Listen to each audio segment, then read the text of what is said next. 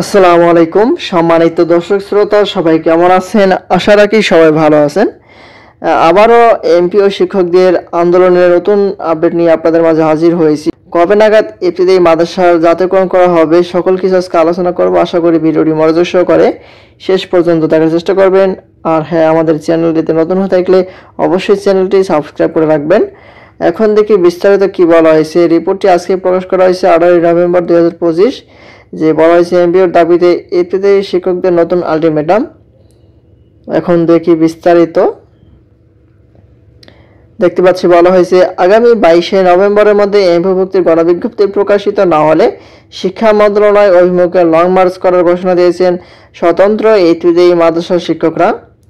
মঙ্গলবার 18 নভেম্বর সকালে জাতীয় প্রেস ক্লাবের তফজ্জল হোসেন মানিক মিয়া হলে স্বতন্ত্র ইবতেদায়ী মাদ্রাসার শিক্ষক ঐক্যজোট আন্দোলন বাস্তবায়ন কমিটির ব্যানারে এক সংবাদ সম্মেলনে তারা এই আলটিমেটাম দেন। সংবাদ সম্মেলনে তারা বলেন, বাংলাদেশ স্বতন্ত্র ইবতেদায়ী মাদ্রাসার শিক্ষক ঐক্যজোট আন্দোলন বাস্তবায়ন কমিটি একটি রাজনৈতিক শিক্ষক সংগঠন।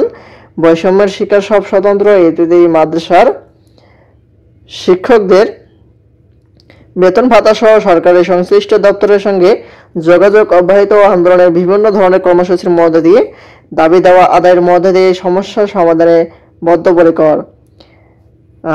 এসডিজি গোল 4 অনুযায়ী মানসম্মত শিক্ষা ব্যবস্থা নিশ্চিত করার ও যুগোপযোগী করার লক্ষ্যে দেশের জনসংখ্যা বৃদ্ধির সাথে সাথে শিক্ষার্থী, শিক্ষক, কর্মচারী সহ শিক্ষা প্রতিষ্ঠানের সংখ্যা ক্রমাগতভাবে বৃদ্ধি পাচ্ছে এবং এ সকল শিক্ষা প্রতিষ্ঠানের অবকাঠামোগত উন্নয়ন, শিক্ষক কর্মচারীদের বেতন ভাতা, শিক্ষার উপকরণ সরবরাহ সহ শিক্ষার মান উন্নয়নে সরকার অঙ্গীকারবদ্ধ।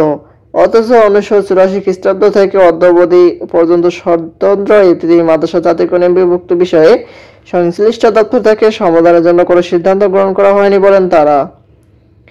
বাংলাদেশে ইসলামী চিন্তা ও চেতনা বিকাশের জন্য স্বতন্ত্র ইবতেদায়ী মাদ্রাসাসমূহকে প্রাথমিক বিদ্যালয়ের ন্যায় মর্যাদা প্রদান করে জাতীয় শিক্ষানীতি 2010 এবং স্বতন্ত্র ইবতেদায়ী মাদ্রাসা ও শিক্ষকদের জন্য আলাদা শিক্ষানীতিমালা 2018-2025 শিক্ষা মন্ত্রণালয় কর্তৃক অনুমোদন করা হয়।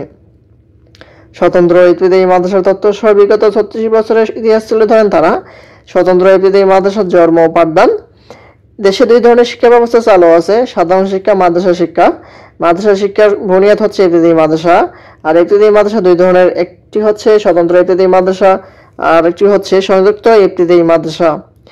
লিখিত বক্তব্যে বলা হয়, মাদ্রাসা শিক্ষা যুগোপযোগী করার লক্ষ্যে 1978 খ্রিস্টাব্দের 9 অর্ডিন্যান্স 2 এর ধারা মোতাবেক স্বতন্ত্র ইবতেদায়ী মাদ্রাসাকে 1984 খ্রিস্টাব্দে বাংলাদেশ মাদ্রাসা শিক্ষা বোর্ড কর্তৃক রেজিস্ট্রেশন দেওয়া হয়। বাংলাদেশ ও বিশ্বের অন্যান্য প্রতিষ্ঠানের সাথে তাল মেলাতে এনসিটিবি কর্তৃক প্রকাশিত শিক্ষাক্রম পাঠ্যপুস্তক অনুযায়ী কোরআন, সুন্নাহ এবং আরবি ভাষা শিক্ষাদানের পাশাপাশি প্রাথমিক শিক্ষার ন্যায় বাংলা, ইংরেজি, বিজ্ঞান, গণিত, সমাজ প্রথম শ্রেণী থেকে পঞ্চম শ্রেণীর শিক্ষার্থীদের পাঠদান করে আসছে। প্রাথমিক গণশিক্ষা মন্ত্রণালয়ের অধীনে প্রাইমারি ন্যায় বৃত্তি পরীক্ষায় অংশগ্রহণ, পঞ্চম শ্রেণী পর্যন্ত উত্তীর্ণ হওয়ার পর দাখিল মাদ্রাসা ষষ্ঠ শ্রেণীতে ভর্তি হয়। এখানে আরো বিস্তারিত মাদ্রাসার সমসাময়িক বিষয়গুলো তুলে ধরা হয়েছে। এগুলো হচ্ছে সর্বশেষ আপডেট।